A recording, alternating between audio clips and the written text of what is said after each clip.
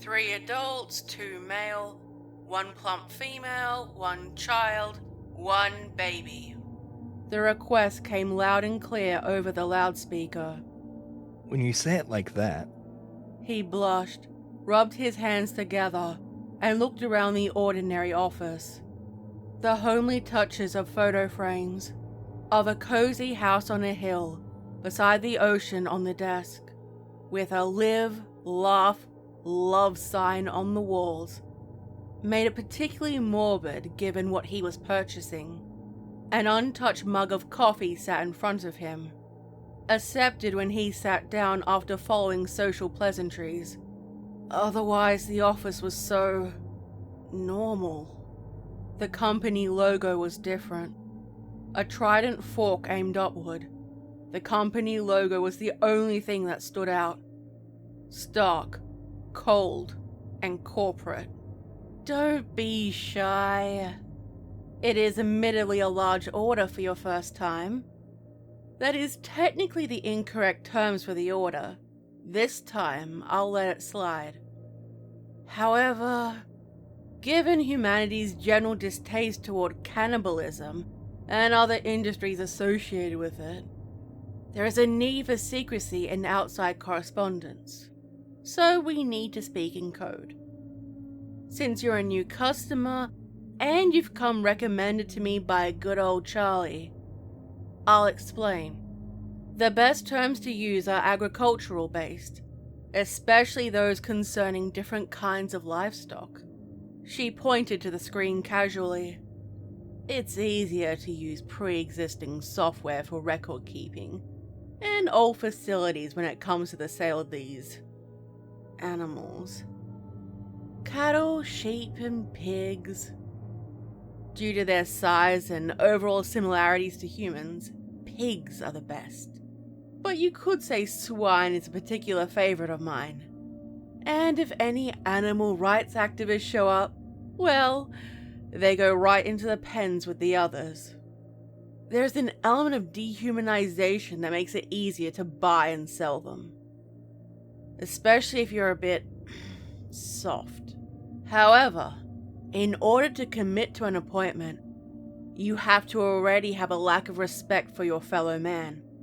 So, your order would be 3 adults, 2 boars, a plump sow, 1 grower, and 1 suckling. Okay, so 2 boars and a plump sow, 1 grower and 1 suckling. He repeated, trying to get it right. Perspiration coated his forehead, rubbing his hand over his face while tapping his hands on his knees to pass the time.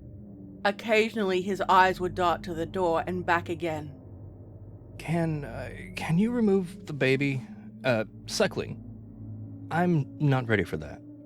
Not yet, anyway.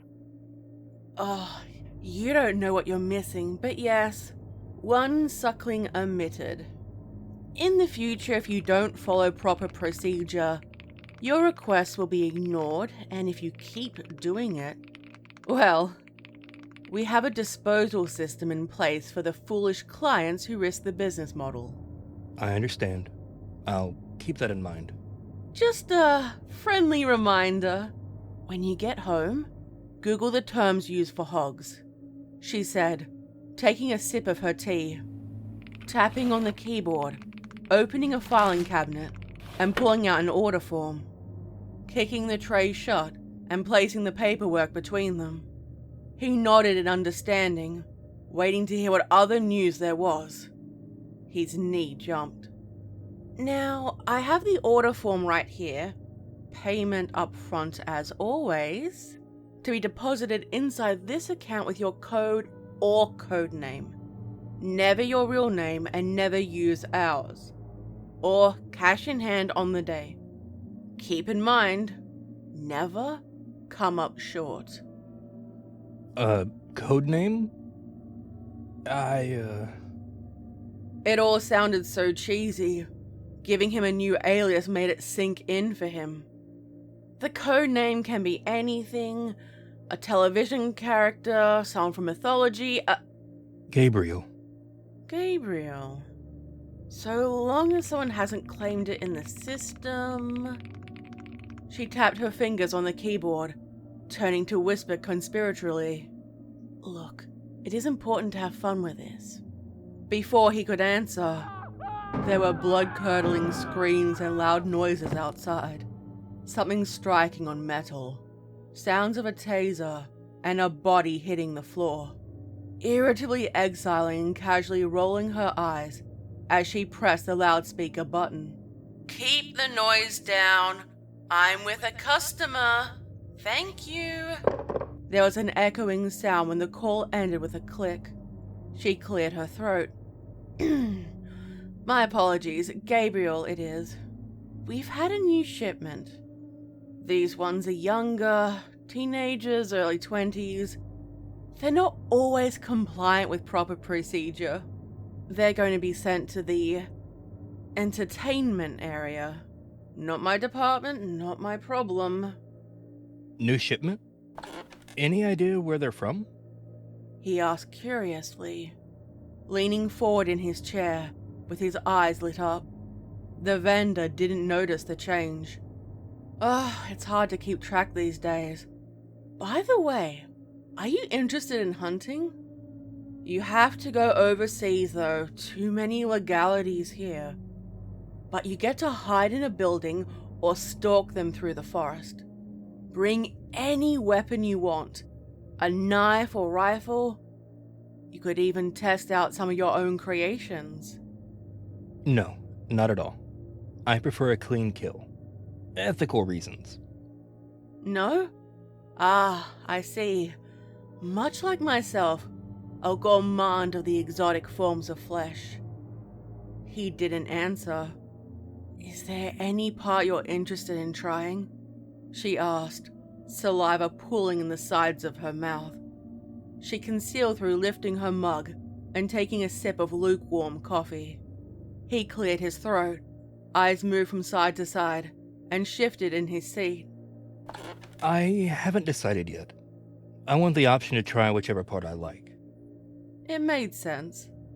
The meat is cleaned, processed completely in-house, and can be delivered to you. No, I want to do the killing myself. The child, I want to do it at home. He sighed, nodding to reassure himself. I can do it. Her top lip curled upward slightly, taking a moment to pause and give a strained smile that didn't reach her eyes. Clearly irritated by the interruption, but she put her hands up in mock surrender. "As you wish." There was a moment of pause within the uneasy silence. "We may not have exactly what you want in stock. There is a considerable range present, however, you can pre-order. Some orders take longer than usual to prepare. You'd have to pay for upkeep of any you want to postpone. A holding fee, so to speak. For food, housing costs, and security. Most will try to escape if given the chance." How do you manage, protecting the building and the stock? He casually moved his finger in the air, having gone past security cameras, getting checked at the door, several body searches and checkpoints, and the armed security guards. Are they soldiers? We protect the security company's identity. But let's just say these people aren't high on the empathy spectrum. She responded evasively, not denying it. You can give specifications about how you want the meat to be treated prior to slaughter. Sometimes months before you receive them. Years even. So long as the green is good. No, I don't want to wait that long. But I am curious about the options. Do you want them to have a lean, all-vegan diet? How about feeding nothing but fruit so the meat is extra, sickeningly sweet? A high-fat diet so there is perfect marbling on the meat. A strict exercise regime so they are mostly muscle. It can all be provided for. His stomach turned. Oh, does that cost extra? It sounds like Wagyu beef. Adding with a stilted laugh, mentally imagining them as cattle to prevent himself from breaking. She lifted her shoulders lazily. Some facilities have specially bred stock, raised in pen, never even knowing they're human. Not my thing. I like the meat with a little fight left in them. Bred like animals. The disgust on the tip of his tongue, having to hide it swiftly. Yeah, not for me. I imagine it would be quite expensive. Everything has a price. The office was well above the warehouse. That was lined with barbed wire electrical fences, with shipping containers and holding cell with parked trucks. With a tailgate aimed toward them, no natural light permitted. Instead, large artificial UV lights beamed down, causing all the human cargo's gaze to be locked on the floor. Too frightened to look up at their armed betters above them, they shuffled around with lowered heads with masked guards, who held cattle prods rather than rifles, to prevent prematurely killing the valuable cargo. There were shipping containers and trucks filled to the brim with people. He avoided looking at their faces, worried they would know he was not like their usual potential buyer. She seemed almost bored. When they arrive to be processed, it is almost difficult to remember their humanity after seeing the troublemakers strung up above them, left to rot, and from what he heard, maybe death would be better than permitting them to live in these conditions.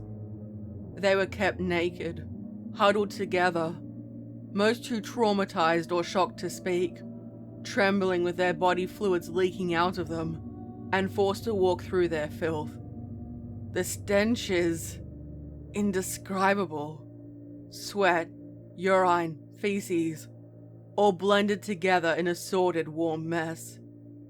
I don't think it's good to keep them in these conditions. He muttered before catching himself, and added, For health concerns. "Don't worry, we'll clean them up." A wave of her hand dismissed him. The vendor pointed to the coffee machine in order to offer him one, then to the nearby treats. He shook his head to decline, too wary to tempt fate. Eating in front of them felt wrong. Is it common for people to want to see which ones they're going to take? A flush came over his cheeks while his hands trembled. About 50-50. A buyer is welcome to allow us to choose which one, or they can make their own selection, if they're picky. He nodded in understanding. The top tier are the healthy ones, free of disease and who have eaten an excellent diet. Acquiring these ones comes with considerable risk. They tend to be well connected and put up a fight when they've been grabbed. Do you kidnap people? Like, actually take people off the streets? She sighed and gave a knowing smile. The bottom barrel ones are ones that are sickly, addicted, or are just in bad health. Just not the healthiest ones. There was a callous, dismissive flick of her wrist. These ones were put into a meat grinder for the lowest grade meat, ground up and turned into the most famous burgers. Ever wonder why some fast food places have the tastiest burgers? They're so addictive.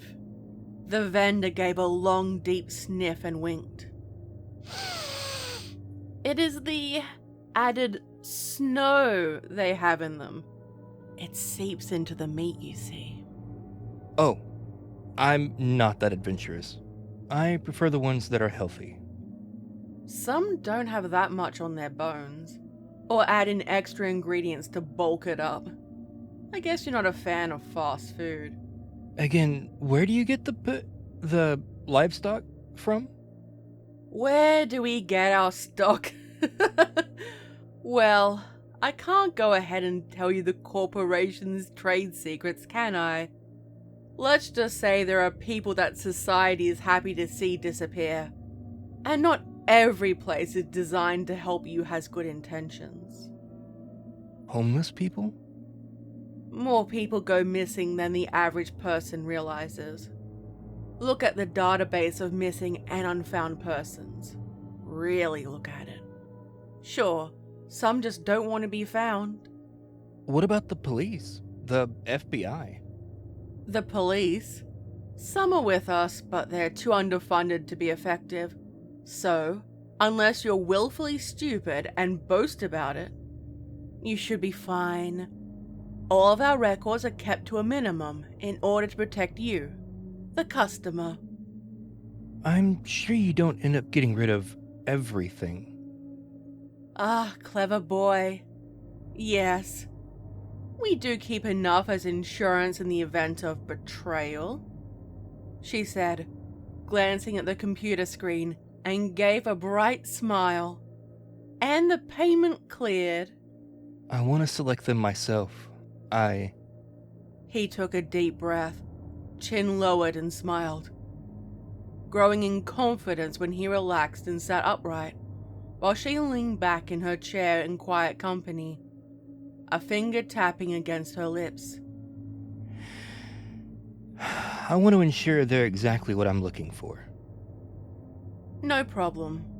I warn you, going down onto the floor can be distressing to those who are not used to it. Fresh is best. If I'm going to be a regular customer, it's best for me to become accustomed to it.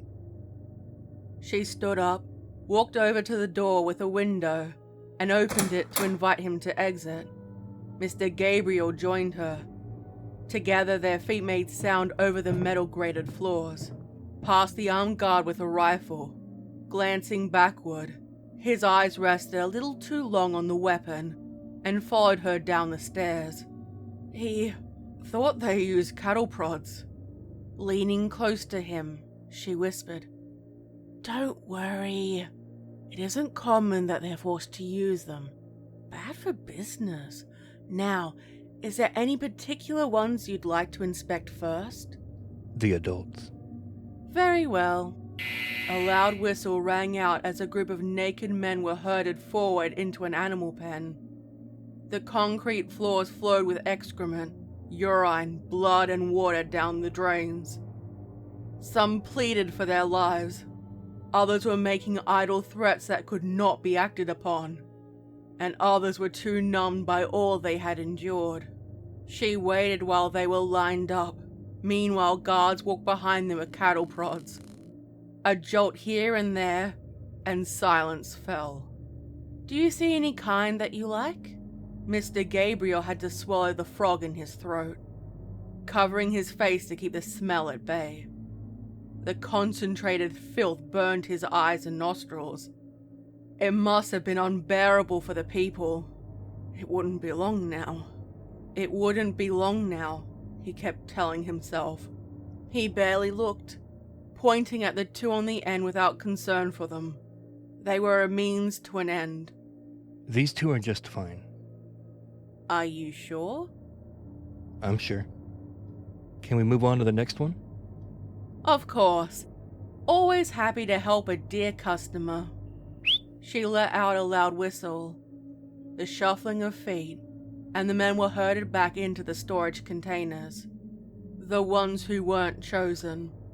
Anyone who pushed back received a zap from the cattle prod for their efforts, only for some to fall on the slimy floor, receiving kicks until they were back up on their feet, and shoved back inside with the rest. Next, the women were brought forward. His hand rested on his stomach, hiding a tightening at his throat, and loudly cleared it. For someone who wished to choose, his eyes never ventured upward. That one. He nearly whispered. She studied his expression for a moment. Do you need to take a minute? You don't need to be embarrassed. No, let's move on to the next. He didn't look at the human cattle held in the holding pen, the ones needed for the sacrifice, the people he chose, the 3 adults. His voice was faster this time. A whistle blew loudly, and next the children were brought forward. countless children being treated like animals. His hands trembled in indignation. One held the other to stop the shake, and kept an eye out for a familiar face. The vendor noticed with a sideward glance. This time, he paid more attention than when he observed the adults, studying each child's face closely through the fence, and moved down the line quickly, wishing he could rescue each one. But later, he needed to save her.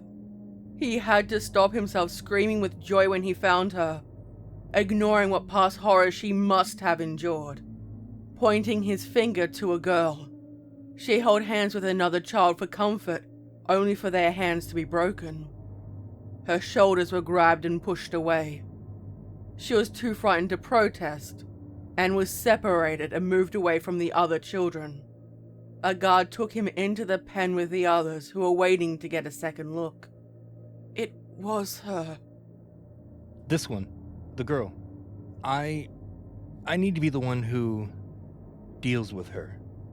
The hope, the excitement filled his voice, and the little girl's facial features were similar to his own. Once the words were spoken, he realized how that could have been interpreted. His demeanor was off. She watched him skeptically, taking her radio, and whispered into it while he was occupied. He lingered too close to the cage, kneeling down to stare at her, keeping an eye on her, while the guard took her by the arm and placed her inside with the others. Their gaze all rested on the floor, too terrified to speak. Am I able to keep one alive? The girl? Her eyes narrowed before a customer service smile appeared on her face. Of course you can. Oh, she must have been the one you wished to deal with yourself. Damn, starting out on the deep end, huh? She gave him a near playful nudge with her elbow. Shall we begin processing the others as requested? She gestured to two twin double doors with a meat processing sign above it. Now? Yes, why waste time? We're going to get cleansed. Hygiene reasons, you see. Yes, of course. They scrubbed them, put on lab coats, hair nets and masks. The little girl stood with them in the corner, mentally shutting the world out and covering her ears to drown out the sounds. The tiles were stark white. The human cattle's body was checked for additional body hair that was swiftly removed. The workers inside were hosing the blood off the floor, while the humans were hosed down. He kept avoiding looking at them. His cheeks flushed, and a hand rested on his stomach with rising nausea. The men were roughly scrubbed with brooms to remove the filth. Instinct finally kicked in, and one of the chosen meat grabbed the worker's wrists, pushing him away.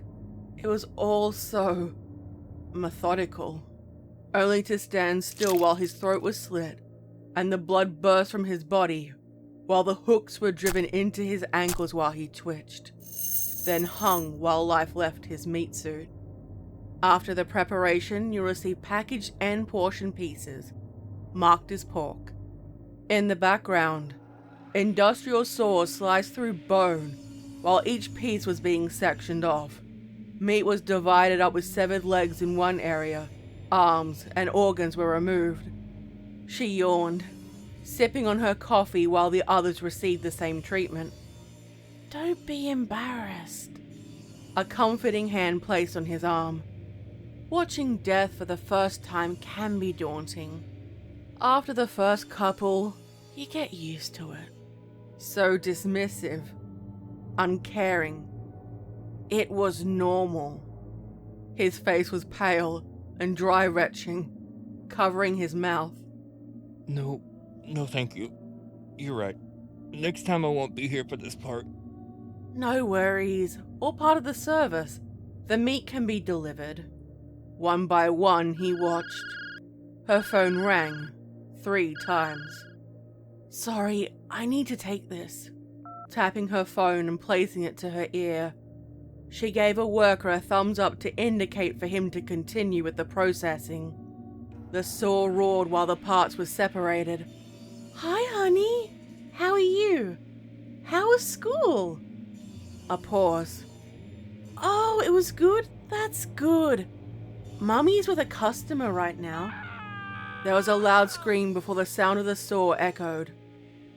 He watched, with her distracted, having time to wipe a tear from his eyes.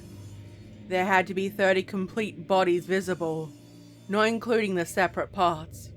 The people he selected were being sliced up with offcuts fed into a mincer before him. Okay, bye, sweetie. Gabriel couldn't stop staring at the blank faces of the dead. He jumped when a hand was placed on his shoulder. This was the only way to get her back. Stay here. I'll bring out the packages for you. She instructed and left, taking the radio off her shoulder and walking through the heavy double doors. He stood with the little girl. Kate sobbed, scared to look at him, and his paternal urge to comfort her nearly claimed him. Even if she ended up hating him, she needed to survive. The workers cleaned her, and it ached his heart not to prevent it. She was given a clean dress and sandals to ensure if they were spotted, they would not raise any suspicions. They made their way out of the building with trays of human meat hanging inside an eco-friendly bag, the straps hanging from his elbow. He wanted to throw it away, yet the nagging feeling that eyes were on them, and kept walking, wanting nothing more than to hug her and tell her it would be alright. Hey, it's okay. Shh, don't say anything. Pretend I'm a stranger. He said, removing his jacket and wrapped it around her while she shivered from the cold. I need you to be brave. Nodding obediently, looking around the empty night streets and never felt at ease. They got into his car, keeping the meat in the back seat with her and driving around silently. What do you say to your child after this happens to them? Did she think he was a monster too? It'll be okay. I'll get us home. He muttered to himself, glancing up at her through the rearview mirror, getting back on the road. Driving on the road back, unwilling to drive immediately back home. His stomach still felt uneasy, with street lights and lights from cars lighting their way. He couldn't relax. Each car was inspected just in case they were being followed. Wiping the sweat from his brow line and exhaled, trying to calm down. They pulled up to a basic diner and parked in front of the window. Hey. He started gently. Come out, Kate. He helped her out. The normally chatty child kept her eyes downcast and flinched whenever he touched her. His hand dropped, trying not to feel defeated by the situation. Finally, she took his and they walked inside. The other diners were sitting and eating their greasy burgers while slurping down their milkshakes. Normally, Kate would have run off to sit at a booth, but he didn't let her out of his sight. He held her hand. Neither of them spoke while they waited in line, behind other hungry customers. There were some late-night shift workers, including a road worker, a nurse, and even families on road trips. When it was their turn to order. Hey, welcome to Paradise Burgers. One-stop shop to tasting heaven. The place to get your burger. What can I get you? A small cheeseburger combo and a coffee for me. That'll be $15.95. The teenager looked bored, wearing a cheesy paper hat and had a bland, disinterested stare. Gabriel answered, taking out his wallet.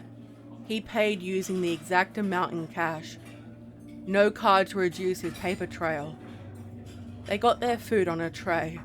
He held it in one hand and held hers in the other, while walking to one of the nearby booths, near the window where he could keep an eye on their car. She still didn't speak. He placed the food in front of her. She eyed it hungrily, and he reached out to touch her hand, only for her to withdraw it, curling it into her stomach. Hey, you can eat. It's yours. He whispered, choking up. Her shaking hand reached out for a fry, before placing it in her mouth. Whenever a customer walked past, she would flinch, scooting over to the window, putting the food down, and waiting for reassurance before she would start once more. Hey, it will be okay. The choked words came out. All he had to do was get her to safety. She eyed him like a stranger, a monster, and he felt like one. Even participating in that horrific scene made him feel dirty. No matter how many times he'd shower, he'd always carry the stain of his sin. She pushed over the cheeseburger, and he opened the wrapper for her, opening up the bun and seeing the sauce and cheese covering the meat patty, and instantly felt sick in his stomach, closing it up and pondering throwing it away. You don't have to eat the burger. He squeezed the wrapper in his hands. His stomach twisted at the sight, the juices leaking from it, and the flashes of human meat, people hanging up on meat hooks. Looking out the window, he saw two men standing close to his car, and his heartbeat quickened. He didn't do anything wrong by the organization. No police. Just a small lie to get her back. Kate, with a mouthful of fries, noticed the change in the demeanor and sank back into the chair. Hey, it's okay. We're going on a little road trip. He noticed 3 brands on the napkin. In the center was the Paradise Burgers logo with copyright lettering, but the one on the left stood out, the trident facing upward. Narrowing his eyebrows, pulling it closer, and realizing the brand was the same as the organization. This was human flesh. His jaw dropped, looking at the crowd of people where families were gulping down these burgers, the grease dribbling down their chins, smacking their lips, gobbling up mouthful after mouthful. With every bite they grew more energized. The memory of the meat mincer churning out the flesh of hundreds of people and leaving nothing but a pink, slurry mess. His attention went back to Kate, who picked up the burger and sat absent-mindedly chewing on it. A series of small bites showed it wasn't the only piece. Kate, no, spit it out. He forced her to spit it out. She did and stared up at him frightened. There were gasps and a pause in the chatter of the other patrons. The attention of the people was on them. Far too much attention. Allergies. Gabriel apologized with a shrug, and they returned to devouring human flesh. And that was when he knew it was time to go. And taking her hand and leading her to the side entrance, then picking her up and holding her in one arm while opening the door with the other. From the side view, he saw 2 of the guards, now dressed in civilian clothing, stand near his car, talking on their radios. One was looking at his number plate, and the other was peering inside the passenger window. The connection between the 2 companies worried him. Gabe discreetly left, right when the 2 men entered with a bell jingling, and he closed the door behind him. He walked with her down the dark road, with a few patches of light from streetlights and passing cars, his entire body tense each time they drove past him. Exhaling once it was done, his body running solely on adrenaline. Could he go to the police? They had to be involved with them somehow. If they went to anyone, they could potentially be a target, and who knew who else was part of their organization. Kate, I promise you, it's going to be all right. I need you to be brave. He whispered, needing the courage himself, keeping a steady pace without drawing too much attention. What kind of person would be out late at night on the road with a child? Before his world turned upside down, he would have been baffled too. Together they walked to the nearest gas station up the road, and hoped they'd be able to get him a cab. Kate snuggled in, snoring faintly on his jacket, and the brief moment of relaxation was interrupted when he noticed two men following behind him at a walk.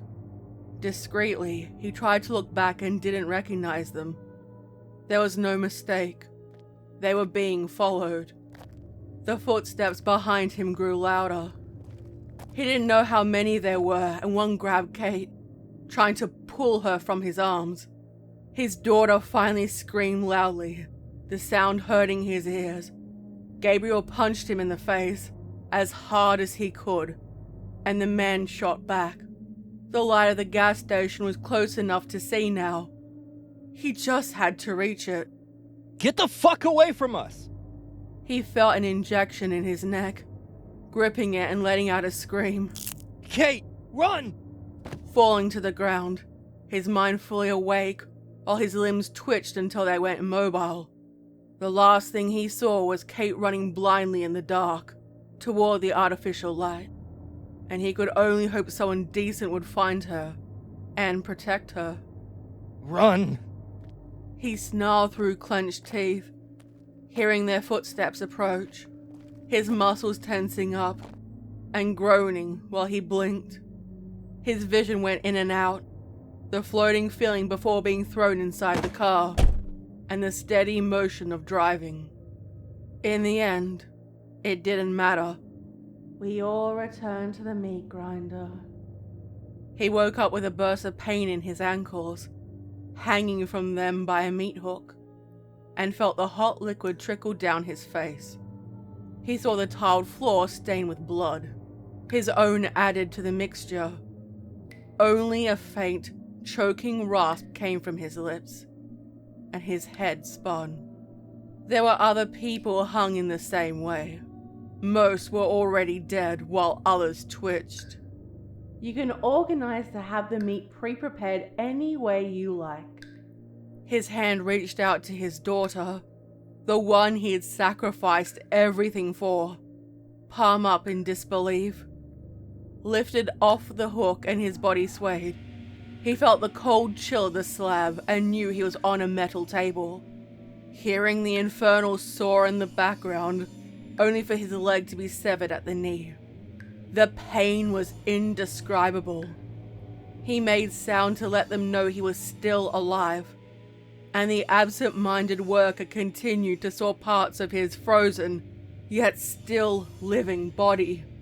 Thankfully, his time was ending, and the last thing he saw before his heart finally stopped was the vendor standing holding Kate's hand. His daughter looked at him with cold eyes he barely recognized. She wasn't alone. 2 customers stood with her.